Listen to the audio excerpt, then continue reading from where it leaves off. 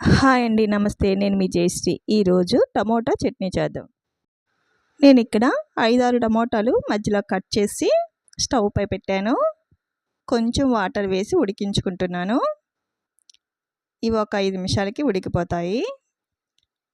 ఇవి ఇలా మెత్తగా ఉడికిన తర్వాత చల్లార్చి గ్రైండ్ చేసి రెడీ చేసుకోండి.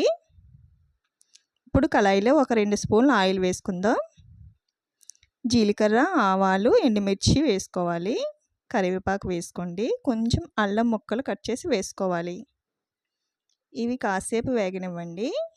ఇవి బాగా వేగిన తర్వాత మనం గ్రైండ్ చేసిన చట్నీ ఉంది కదా, అది వేసేసుకుందాం. కొంచెం మిక్సీలో వాటర్ వేసుకొని అందులో వేసేయండి. ఎక్కువ వాటర్ వేయొద్దు. ఇది మరుగుతున్నప్పుడు ఒక 1/2 స్పూన్ కారం వేసుకోండి. తగినంత సాల్ట్ వేసుకోండి.